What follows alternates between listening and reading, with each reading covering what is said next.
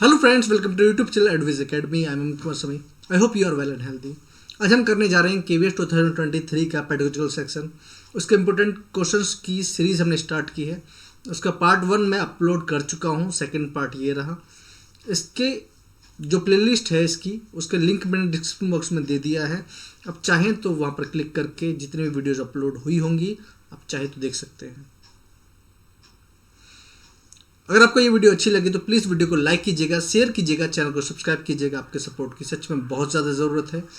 जैसे कि मैंने पिछली वीडियो में बताया है कि जैसे केवीएस का जो टॉपिक है पेडागोजी का, कि perspective on education and leadership, शिक्षा और नेतृत्व पर दृष्टिकोण, पीआरटी में 60 मार्क्स का है, टीजीटी पीजीटी में 40 मार्क्स का है। अब हमें ज्वाइन कर सकते हैं इंस्टाग्राम पर, फेसबुक पर, टेलीग्राम पर। उसका लिंक भी मैंने डिस्क्रिप्शन बॉक्स में दे दिया है। आप चाहें तो जाके ज्वाइन कर सकते हैं। क्वेश्चन नंबर फर्स्ट अगर हम बात करते हैं, जल्दी से देख लीजिए। To which area of development does the cephalocaudal principle apply. देखिए, डेवलपमेंट दो टाइप का बताया गया इस तरीके से। पहला सिफेलोकोडल और दूसरा होता है प्रॉक्सिमोडिस्टल। ठीक है, शीर्षगामी सिद्धांत विकास के किस क्षेत्र से लागू होता है? तो ये होता है मोटर डेवलपमेंट से। Option 1 is correct. ठीक है, देखिए सिफेलोकोडल क्या होता है? बच्चा सबसे पहले सर पर कंट्रोल करता है। ठीक है, उसको सर को हिलाना वो सीखता है सबसे पहले। उसके बाद धीरे धीरे कंट्रोल हाथों पर होता है, उसके बाद पैरों पर। सबसे एंड में वो बच्चा खड़ा होना सीखता है। ये हो गया सिफेलोकोडल। प्रॉक्सिमोडिस्टल होता है कि बच्चा जब जन्म लेता है तो सबसे पहले स्पाइनल कॉर्ड बनेगा। ठीक है, फिर आगे अंदर से बाहर की ओर। ठीक है, सेंटर टू बाहर की ओर। ठीक है, उसमें क्या होगा कि सबसे पहले स्पाइनल कॉर्ड बनेगा, फिर हाथ बनेंगे, फिर उंगलियां बनेंगे। ठीक है, तो ये होता है प्रॉक्सिमोडिस्टल। आप हिंदी में इसकी क्या टर्म है आप एक बार देख सकते हैं। इतना मुझे थोड़ा सा डाउट है, इसलिए मैं थोड़ा सा क्लियर नहीं कर रहा हूँ। ये काम आपका है, आप चेक करके देख सकते हैं। शीर्षगामी सिद्धांत है तो आप उसको देख सकते हैं अच्छे से। ये टॉपिक अच्छे से क्लियर करके जाइएगा। ठीक है, ये हो गया सिफेलोकोडल और ये हो गया प्रॉक्सिमोडिस्टल, सेंटर टू आउटर साइड। ठीक है, नेक्स्ट क्वेश्चन देख लीजिए। नेक्स्ट क्वेश्चन है what is the sensitive stage in term of language development. भाषा विकास के संदर्भ में संवेदी अवस्था कौन सी है? देखिए, गर्भावस्था की तो हम बात नहीं कर रहे, प्रीनेटल टाइम। ठीक है, जन्म से पूर्व समय में, उसमें तो इतना भाषा विकास का योगदान नहीं होता है। मगर प्रारंभिक बाल्यावस्था, ठीक है, अर्ली चाइल्डहुड बहुत ज़्यादा इंपॉर्टेंट स्टेज है, जब हम भाषा विकास के लिए बहुत ज़्यादा ध्यान दिया जाना चाहिए और ज़्यादा ध्यान दिया जाता है। ठीक है, जैसे भाषा उस वक्त बन गई वही आगे तक चलती है। तो अगर हम बात करें यहाँ पर, एक मिनट, पेन ये रहा, यस, अर्ली चाइल्डहुड। ठीक है, सो ऑप्शन 2 इज करेक्ट। देखिए, नेक्स्ट क्वेश्चन है according to the theory of Lawrence Kohlberg at which stage moral thinking is based on the initial social perspective. ठीक है, लॉरेंस कोहलबर्ग के सिद्धांत के अनुसार किस चरण पर नैतिक चिंतन शुरुआती सामाजिक परिप्रेक्ष्य पर आधारित है? नैतिक चिंतन सबसे पहले किस स्टेज में स्टार्ट होता है? सबसे पहली बात है।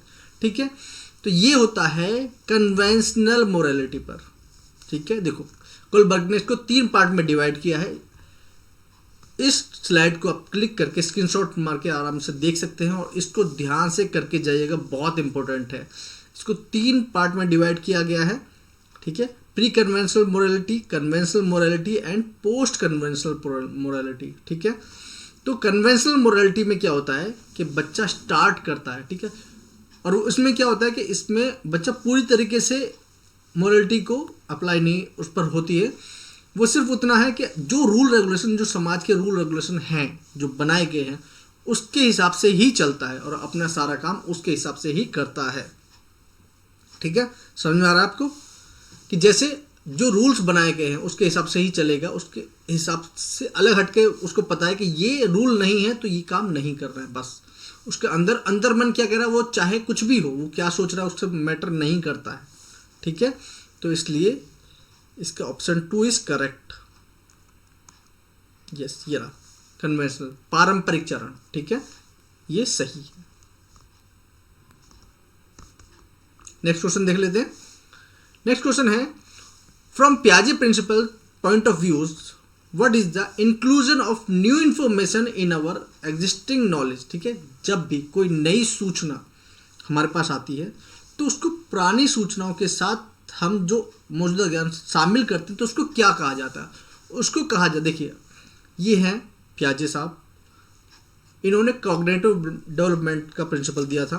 ठीक है, हम सबको पता है इस बारे में, और इसको कहते हैं एसिमिलेशन, आत्मसात करना। नई सूचना को पूर्व ज्ञान के साथ सम्मिलित करने को आत्मसातकरण कहते हैं। ठीक है, नेक्स्ट क्वेश्चन देख लीजिए। ये क्वेश्चन बहुत इंपॉर्टेंट है, और ये क्वेश्चन मैं इसलिए दिया है ताकि आप वो टॉपिक समझ सको। मैं इस टाइप के क्वेश्चन से इसलिए दे रहा हूँ ताकि एक क्वेश्चन से आप उस टॉपिक को समझने की कोशिश कर सको, ताकि पूरा अच्छे से समझ में आए। देखिए क्वेश्चन है कि Meena has begun to use words and started understanding that what, ठीक है, वर्ड रिप्रेजेंट ऑब्जेक्ट। ठीक है, एक मीना है, उसको पता है कि वो शब्दों को बोलने लगी है, उसको पता है कि इसको टेबल कहते हैं, इसको चेयर कहते हैं, वो भी इतना सीख चुकी है, लेकिन क्या है, but unable to conserve and sequence concept, उसको भी कंसेप्ट क्लियर नहीं है। ठीक है, उतना लॉजिकली काम नहीं कर पा रही है, तो उस स्टेज को क्या कहते हैं, तो उसे बोलते हैं प्री ऑपरेशनल स्टेज। ठीक है, 2 से 7 वर्ष की अवस्था। ठीक है, पूर्व संक्रियात्मक अवस्था। देखिए ये जो है concrete operational, pre operational, formal operational, sensory motor, आप इसको अच्छे से क्लियर करके जाइएगा, अच्छे से क्लियर कर लीजिए। ठीक है, इसमें से एक क्वेश्चन आपको पेट मिलेगा ही मिलेगा। ठीक है, तो आप अच्छे से क्लियर कर लीजिए, इसका स्क्रीनशॉट मार लीजिए और अच्छे से अपने बुक्स में से इसको पढ़ लीजिएगा, मैंने इसलिए ये क्वेश्चन दिया है। ठीक है, तो ये इसका आंसर क्या है, प्री ऑपरेशनल। ठीक है, देखिए नेक्स्ट क्वेश्चन देख लीजिए। नेक्स्ट क्वेश्चन है, who propounded the concept of zone of proximal development, ZNP। ठीक है, तो ये क्या दिया है, तो ये दिया है लेव वाइगोत्स्की जी ने। लेव वाइगोत्स्की है, बहुत कम उम्र में ये चले गए, लेकिन जो इन्होंने कॉग्निटिव डेवलपमेंट पर अपने विचार दिए हैं वो बहुत इंपॉर्टेंट रोल प्ले करते हैं। देखिए इन्होंने कहा जोन ऑफ प्रॉक्सिमल डेवलपमेंट क्या होता है। देखिए ये पार्ट वो होता है जिसमें बच्चा किसी की मदद, देखिए एक तो वो पार्ट होता है जो बच्चा खुद करके सीख सकता है, उसमें किसी की ज़रूरत नहीं होती, लेकिन कुछ ऐसी चीज़ होती है जिसमें एक टीचर की ज़रूरत होती है, वो उससे वो उस चीज़ को सीख सकता है। ये येलो पार्ट जो दिया गया, ठीक है, what I can do with help. ठीक है, इसी को बोलते हैं, ठीक है, जोन ऑफ प्रॉक्सिमल डेवलपमेंट। ठीक है, and ZAP zone of achieve development, ये वो होता है रेड वाला, व्हाट आई कैन डू, जो खुद कर सकता है, किसी की मदद की जरूरत नहीं है। तो ZPD zone of proximal development किसको बोल दिया है, ZNP, सॉरी, ठीक है, ZNP आएगा यहाँ पर, तो ये लेव वाइगोत्स्की जी ने दिया है। नेक्स्ट देखिए, नेक्स्ट क्वेश्चन है, which statement correctly lays out the fundamental principle of Lev Vygotsky. देखिए लेव वाइगोत्स्की एक सोशल एक्टिविस्ट भी थे, ठीक है, और वो मानते थे कि अधिगम एक सामाजिक क्रिया है, learning is a social activity. वो मानते थे कि अधिगम एक सामाजिक क्रिया है, बच्चों को जितना समाज के साथ, ठीक है, इंटरेक्ट करके उनके साथ रखोगे, लर्निंग उतनी ही ज़्यादा अच्छी होगी। एक्सपीरियंस बहुत ज़्यादा मैटर करता है। देखिए उसके बाद नेक्स्ट क्वेश्चन है, which opinion in a progressive classroom is an example of an individualised learning method to promote meaningful learning. मतलब ये बोल रहा है कि एक प्रगतिशील कक्षा में कौन सा विकल्प सार्थक अधिगम को बढ़ावा देने के लिए व्यक्तिगत अधिगम विधि का उदाहरण है। देखिए पेन पे चले चले चले, यस ये रहा। देखिए emphasise on assessment for learning rather to the assessment for learning. अधिगम के लिए मूल्यांकन के स्थान पर अधिगम का मूल्यांकन के स्थान पर अधिगम के लिए मूल्यांकन पर बल देना बहुत ज़्यादा ज़रूरी है। इसमें उद्देश्य स्कोर करना नहीं होना चाहिए, ठीक है। अधिगम का मूल्यांकन तो हो गया कि आपने ज़्यादा से ज़्यादा मार्क्स आपको अचीव करने, ये नहीं होना चाहिए। जो आपने सीखा है वो कितना अच्छे से सीखा है, ये बहुत ज़्यादा मैटर करता है। तो ये एक उदाहरण है, ठीक है। जैसे ये रहा क्वेश्चन, क्या है दोबारा पढ़ लेते हैं एक बार। एक प्रगतिशील कक्षा में कौन सा विकल्प सार्थक अधिगम, जो सार्थक अधिगम है, को बढ़ावा देने के लिए व्यक्तिगत अधिगम विधि का उदाहरण है? कौन सा है कि अधिगम का मूल्यांकन के स्थान पर अधिगम के लिए मूल्यांकन होना चाहिए, ठीक है ना। कि कौशल दिखाने के लिए, कि बच्चों को ये दिखाना चाहिए कि जो भी है अच्छे से आप उसको कितने क्रिएटिव तरीके से कर सकते हो, वो मैटर करता है, ठीक है ना। आप सिर्फ मार्क्स पर जोर ज्यादा मत दीजिए। नेक्स्ट क्वेश्चन देखिए, नेक्स्ट क्वेश्चन है which of these is not the principle of development. इनमें से कौन सा ऐसा है जो डेवलपमेंट का प्रिंसिपल है नहीं। डेवलपमेंट इज सस्टेनेबल एंड यूनिडायमेंशनल, पहला ही गलत है। विकास एक धारणीय और एक आयामी होता। देखिए विकास कैसे चलता है, स्पाइरल चलता है, वो स्ट्रेट चलता ही नहीं है, वन डायमेंशनल सिंगल डायमेंशनल होता ही नहीं है, ठीक है। तो यही पर ही ये गलत हो गया। विकास कैसे चलता है, स्पाइरल वे में। देखो डेवलपमेंट इस टाइप से चलता है, इस टाइप से, ठीक है।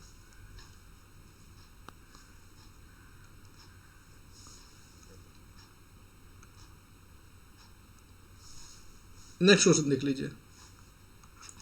The principle that begin in the family, the process that begin in the family in which children begin to discover their personal identity, learn language and develop early cognitive skill is the called what. देखिए परिवार में प्रारंभ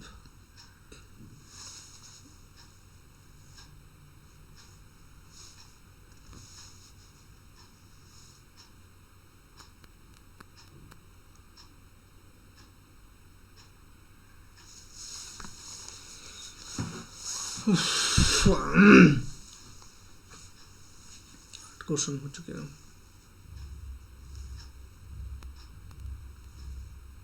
next question देख लीजिए।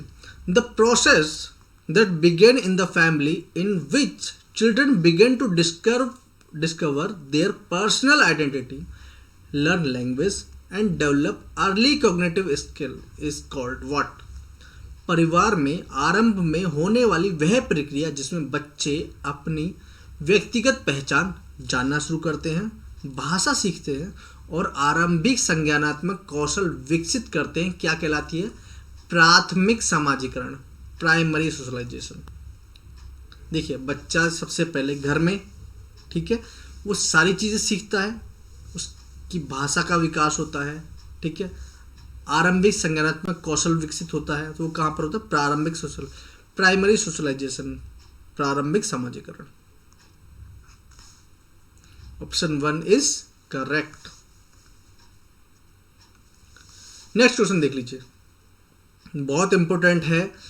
विच of the following is not a sign of reading difficulty among young learner, difficulty in. देखिए निम्नलिखित में से कौन सा युवा शिक्षार्थियों के बीच पढ़ने में कठिनाई का संकेत नहीं है? में परेशानी, किस चीज़ में परेशानी? अक्षर और शब्द का पहचान, पढ़ने की गति और प्रवाह, वो किसी के साथ भी हो सकती है। शब्द और विचारों को समझना, इसमें भी दिक्कत किसी को भी हो सकती है। बट वर्तनी की स्थिरता, ये क्या है? ये प्रॉब्लम है डिसलेक्सिया की, ठीक है। देखिए मैंने आपको इमेज भी दिखाई है, यहाँ पर ये इमेज है, यहाँ पर सीरीज में है, सब कुछ है, लेकिन यहाँ पर बच्चों को समझ में ही नहीं आता है। तो ये क्या है? एक प्रॉब्लम है डिसलेक्सिया की। तो डिफ़िकल्टी इन, ठीक है, स्पेलिंग कंसिस्टेंसी, वो चीज़ होती ही नहीं है बच्चों में। तो पढ़ने में कठिनाई, ये चीज़ नहीं होती, ये प्रॉब्लम है, समझ रहे हो? ये तो कोई भी है, टीचर आराम से समझा सकता है चीज़ें, ये उसमें दिक्कत है। Next, a teacher want to give gifted children of her class to achieve their potential. Which of the following should she don't do to achieve her objectives? एक शिक्षिका चाहती है कि उसकी कक्षा में मेधावी बच्चे अपनी क्षमता हासिल करें। अपने उद्देश्य को प्राप्त करने के लिए उसे निम्नलिखित में से क्या नहीं करना चाहिए? क्या नहीं करना चाहिए? अचीव, तो पहले देख लेते हैं क्या है। उन्हें चुनौती दे, यस ये रहा, ठीक है ऑप्शन। ये पेन चल जाए आराम से। Yes, challenge them to enhance their creativity, उनकी रचनात्मकता को बढ़ाने के लिए उन्हें चुनौती दे, ये नहीं करना चाहिए, ठीक है, चुनौती नहीं देना चाहिए। देखो, गैर शैक्षणिक गतिविधियों का आनंद लेना सिखाएं, ठीक है, उन्हें तनाव प्रबंध करना सिखाएं, वो सब चीज़ें ठीक है, लेकिन उनको चुनौती ना दें, उनकी रचनात्मकता को बढ़ाने के लिए चुनौती ना दें, ये होना चाहिए, ठीक है। ऑप्शन 4 इज करेक्ट, ये चल जाए आराम से। Yes, challenge them to enhance their creativity, उनको ये नहीं करना चाहिए।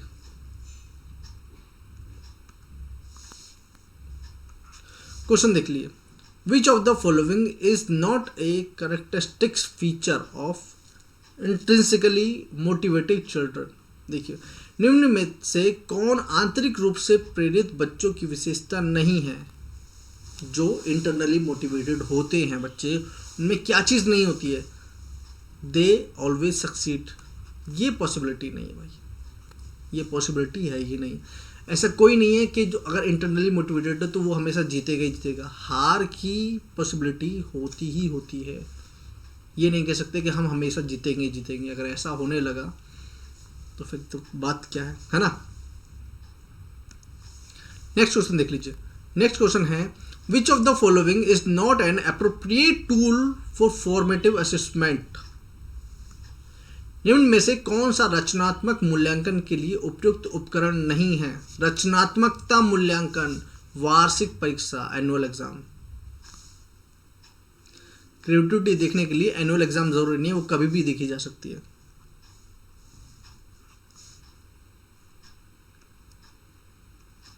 ठीक है, क्वेश्चन देखिए। Learners should not be encourage to, ठीक है, शिक्षार्थियों को प्रोत्साहित नहीं करना चाहिए किस चीज के लिए? To memorise all the answers of questions that the teacher may ask. ठीक है, बच्चों को इस चीज के लिए बिल्कुल भी प्रेरित नहीं करना चाहिए कि जो भी क्वेश्चंस टीचर पूछने वाला है उसको पहले से ही रट ले, याद कर ले, ताकि सिर्फ क्वेश्चन के आंसर वो दे दे, उसको उस टॉपिक के बारे में बिल्कुल भी जानकारी ना हो। ऐसा नहीं होना चाहिए, ठीक है। लेकिन आपको ही पता है कि बहुत से स्कूल्स में ऐसा हो रहा है, जो कि बहुत गलत है। टॉपिक्स पर ध्यान दिया जाना चाहिए ताकि कुछ भी पूछा जाए वो क्लियर हो जाए। सबसे पहले टॉपिक क्लियर हो।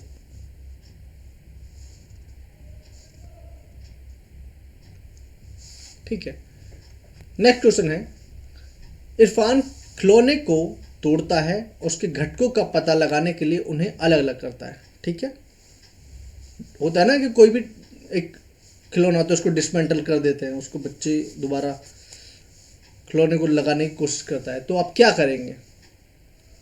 उसको खिलौने से नहीं खेलने देंगे, कड़ी नज़र रखेंगे, जिज्ञासु स्वभाव को प्रोत्साहित करेंगे और उसको ऊर्जा पर दिशा देंगे, या फिर उसे समझाएंगे खिलौने को तोड़ना नहीं चाहिए। तो क्या करना चाहिए?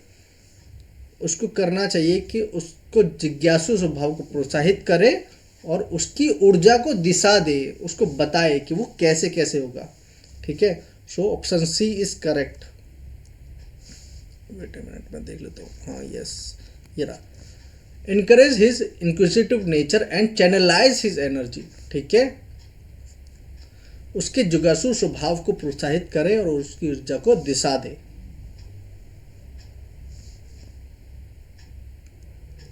नेक्स्ट क्वेश्चन देख लीजिए।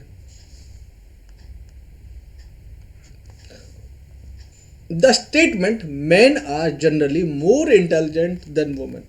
आप बताइए पहले इसका आंसर, आप क्या देना चाहेंगे?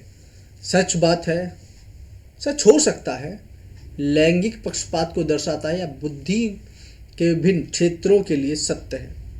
कि कुछ जगह लड़के इंटेलिजेंट हो सकते हैं, कुछ जगह लड़की इंटेलिजेंट हो सकती है, आप बताइए। अब जो भी आपने सोचा आंसर मैं बता देता हूँ कि ये जेंडर बायस को शो करता है। आपने जो भी सोचा होगा आप खुद सोच लीजिए कि आप सही हो या गलत हो। समझ रहे हैं मेरी बात को? कोई भी अंतर नहीं होता है, ऐसा नहीं है कि कहीं लड़का इंटेलिजेंट है कहीं लड़की इंटेलिजेंट है, ठीक है? ये जेंडर बायस को शो करता है। इसलिए जितनी भी अब न्यू बुक्स आ रही हैं उसमें हमेशा ऐसा नहीं दिखेगा आपको कि लड़की खाना बना रही है, नहीं, लड़का भी झाड़ू लगाता हुआ दिखाई देगा बुक्स जो न्यू आएंगी, ठीक है? इस चीज को ब्रेक करने का पूरा पूरा प्रयास किया जा रहा है। नेक्स्ट देखिए, नेक्स्ट क्वेश्चन है the concept of IEP individualised education plan is not based on the idea of IEP व्यक्तिगत शिक्षा योजना की अवधारणा निम्नलिखित के विचार पर आधारित नहीं है। किस चीज पर? कि क्षमता समूहन के आधार पर बच्चों का अलग करना, के सेपरेटिंग, ये रहा फोर्थ, चल जाओ, यस, बहुत बहुत बहुत पॉइंट साइज है पेन तो उसके लिए दिखता नहीं है, ठीक है? Separating children on the basis of ability grouping, ठीक है? कि बच्चों को उनकी क्षमता के हिसाब से ग्रुप में कन्वर्ट कर देना चाहिए। ये चीज़ बिल्कुल भी सही नहीं है, क्योंकि एक दूसरे के बारे में अगर हम जानेंगे तभी तो नॉलेज एक दूसरे के साथ मिलेगी, ठीक है? अगर ग्रुप बना देंगे तो किसी का और का डेवलपमेंट होगा, नहीं हो पाएगा, बहुत दिक्कत, बहुत गलत बात है, ठीक है? तो इस चीज़ इज नॉट द बेस्ड, ये आइडिया किस चीज़ पर बेस्ड नहीं है? Separating children on the basis of ability grouping. Next देख लीजिए, नेक्स्ट क्वेश्चन है what is not a major concern of the school on the development of children language competence? क्या चीज़? एनहेंस वेकेबलरी क्वांटम, ठीक है? शब्दावली मात्रा बढ़ाना। देखो, बच्चों की भाषा क्षमता के विकास पर स्कूल की प्रमुख चिंता क्या नहीं है? शब्दावली मात्रा बढ़ाना, ये प्रमुख चिंता ये वाली नहीं है। वोकेबलरी धीरे धीरे बढ़ेगी और चीज़ों को भी साथ के साथ लेना ज़रूरी है। धीरे धीरे वोकेबलरी बढ़ेगी, एक साथ वोकेबलरी नहीं बढ़ेगी, ठीक है? नेक्स्ट क्वेश्चन देखिए, what type of effort are needed to be made in learning of mathematics in early primary years? देखिए क्या है क्वेश्चन है आरंभिक प्राथमिक वर्षों में अर्थात कक्षा चौथी तक, ठीक है, चौथी तक गणित सीखने के लिए किस प्रकार के प्रयासों की आवश्यकता है? डायग्नोस्ड लर्निंग डिफिकल्टी, उसको समझने में क्या चीज़, जितनी भी प्रॉब्लम हो रही है उस चीज़ को निकालना, डायग्नोस करना और उसका निदान करना, ये चीज़, ठीक है? डायग्नोस्टिक, ये रहा ऑप्शन 1, डायग्नोस्टिक लर्निंग डिफिकल्टीज, सीखने की कठिनाइयों का निदान, ठीक है? देखिए नेक्स्ट क्वेश्चन देखिए, the most important issue of a multi level situation, बहुस्तरीय स्थिति में सबसे महत्वपूर्ण मुद्दा क्या होता है? कि एक साथ विभिन्न ग्रेड के विभिन्न स्तरों के छात्रों को सीखने की ज़रूरतों को संबोधित करना, ठीक है? एक साथ अलग अलग ग्रेड के बच्चे हैं, ठीक है, उनको एक साथ उनकी सभी ज़रूरतों को समझना, उनको संबोधित करना एक बहुत बड़ा मुद्दा है, ठीक है? सो ऑप्शन सी, ऑप्शन 3, ठीक है, addressing the learning need of different level student of different grade simultaneously is the correct option, ठीक है? तीसरा, नेक्स्ट क्वेश्चन देख लीजिए। अच्छा, मुझे ये बताइए इस इमेज को देख के आपको क्या समझ में आ रहा है? हाँ, आपको इसको देख के बिल्कुल समझ में आ रहा है कि एक स्टोरी है जिसमें कछुआ है, खरगोश है, ठीक है, और कछुआ जीत गया है और खरगोश हार गया है। आपको वो पूरी स्टोरी एकदम रिकॉल हो गई। यही चीज़ है इसमें। क्वेश्चन क्या कह रहा है, उसमें कह रहा है child take a favourite book and retell the story often by using pictures as cue. ठीक है, at what process stage component does he or she demonstrate. एक बच्चा एक पसंदीदा किताब लेता है और संकेतों के रूप से चित्रों का उपयोग करके अक्सर कहानी को फिर से सुनाता है। वह किस प्रक्रिया चरण घटक प्रदर्शित करता या करती है। तो इस जो प्रक्रिया है, ये जो है, जो बच्चे जो छोटे होते हैं उनकी जो बुक्स होती हैं उनमें खासकर इमेजेस ज़्यादा होती हैं। ठीक है ना, लिखा कम होता है क्योंकि उनको समझ में नहीं आता है, वो खुद पढ़ के नहीं समझ सकते। तो वो क्या करते हैं कि इमेज के थ्रू डेमोन्स्ट्रेट करते हैं कि हाँ ये हमारी किताब में ये वाली कहानी है, ये कछुआ है, ये खरगोश है, जो एग्जाम्पल दे रहा हूँ मैं। ठीक है ना, तो इसको बोलते हैं इमर्जेंट रीडिंग। क्या बोलते हैं? Emergent reading. आकस्मिक पठन बोलते हैं, कुछ और भी बोलते हैं, आप एक बार देख लीजिएगा। ठीक है, तो इसको बोलते हैं इमर्जेंट रीडिंग। नेक्स्ट देख लीजिए। नेक्स्ट है a teacher would become more effective when he or she helps student to achieve mastery learning। ठीक है, वह छात्रों को महारत हासिल करने में मदद करता है। तो शिक्षक एक प्रभावी होगा कब? जब वो बच्चों को सीखने में महारत हासिल कर दे। ठीक है, so option C is correct.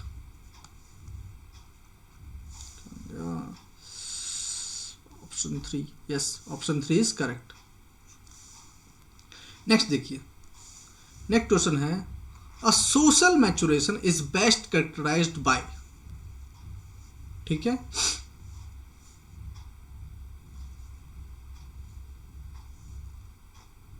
Characterised by कब? High degree of.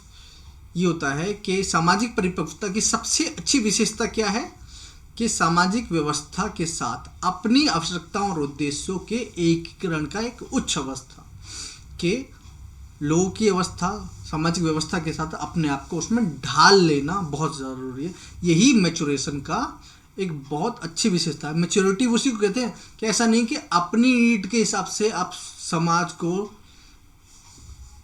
चेंज करने की कोशिश करो। भाई कई बार क्या होता है कि हमको उनके साथ हिसाब से ढलना पड़ जाता है। ठीक है, यही है maturation. So option 4 is correct.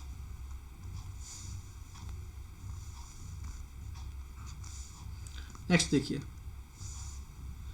Next है you have administrated a test of mathematics to class 5th। ठीक है, most of the students failed on it. You have to construct and administrated another test. ठीक है, at which test would you prefer. देखो, आपने एक test लिया बच्चों का, क्लास 5th के बच्चों का। अब क्या हुआ, उसमें खासकर बच्चे मैथ्स में फेल हो गए। अब आपको दोबारा एक टेस्ट लेना है, तो आप क्या करोगे? आप कौन सा टेस्ट लोगे? समेटिव टेस्ट लोगे, मास्टरी टेस्ट लोगे, दोबारा क्वेश्चन, या डायग्नोस्टिक टेस्ट लोगे? तो हम लेंगे एक डायग्नोस्टिक टेस्ट, नैदानिक परीक्षण के आखिर बच्चों में कहाँ कमी रही। ठीक है, समझाने में कहाँ कमी रही, तो हम कौन सा लेंगे? डायग्नोस्टिक टेस्ट लेंगे, नैदानिक परीक्षण करेंगे। Option 3 is correct. Next question देखिए, नेक्स्ट क्वेश्चन है emotional response to a symbolic stimuli is primarily the result of learning. ठीक है, जो इमोशनल रेस्पॉन्स होता है, ठीक, किसी भी चीज को सीखने के बाद जो रेस्पॉन्स होता है वो क्या होता है? आपका स्टिमुलस, संकेत उत्तेजनाओं के लिए भावनात्मक प्रतिक्रिया। जो इमोशनल स्टिमुलाई है वो क्या होता है? वो सीखने के बाद ही तो होता है। के लिए निम्न में से का परिणाम होता है सीखने के बाद, learning. So option 2 is correct. Yes, ये रहा learning. Emotional response to symbolic stimuli of primarily is the result of learning. सीखने के बाद बहुत चीज़ों में आपका इमोशनल रेस्पॉन्स अलग हो जाता है। ठीक है,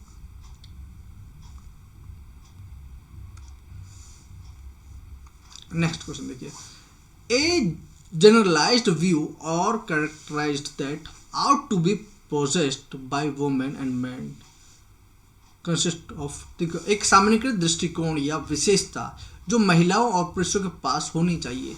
मतलब कोई विशेषता महिलाओं को दी जाए या फिर उनके पास एक विशेष अधिकार होना चाहिए। फिर ये चीज़ मेल के लिए ये क्या है, ये क्या चीज़ दिखा रहा है? ये दिखा रहा है आपका स्टीरियोटाइप को, क्या जेंडर स्टीरियोटाइप को शो कर रहा है।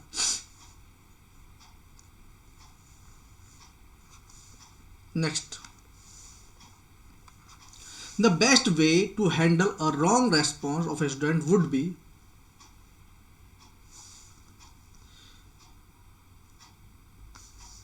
To explain and give another chance to give answer. ठीक है, एक छात्र की गलत प्रक्रिया को संभालने का सबसे अच्छा तरीका क्या है कि पहले उसको एक्सप्लेन करो अच्छे से, उसके बाद उसको दोबारा भी चांस दो। ठीक है, कई बार क्या होता है कि जब हम क्लास में जाते हैं और बच्चों से कोई भी टॉपिक के बारे में पहले उसको स्टार्ट करने से पहले पूछते हैं बच्चों, तो बच्चे जो भी जवाब देते हैं हम उसको पूरी तरह से गलत नहीं बोलते, हम बोलते हैं हाँ कि इसको ऐसे भी बोला जाता है और उसको कुछ इस तरीके से भी इम्प्रोवाइज करके हम बता सकते हैं। तो आप उसको एक्चुअल उसमें कुछ इंक्लूड करके आप बच्चों को बताते हो। ठीक है ना, तो ये चीज़ होगा ताकि बच्चे डिमोटिवेट ना हो जाए, दोबारा प्रयास ही ना करें, ऐसा नहीं करना है। ठीक है, तो आप जब भी आप बच्चों को समझाएंगे तो उसको उनको सही करके उनकी बात को पहले पूरा अच्छे से एक्सप्लेन करेंगे और दोबारा बोलने का मौका ज़रूर देंगे। ठीक है, सो ऑप्शन 4 इज करेक्ट।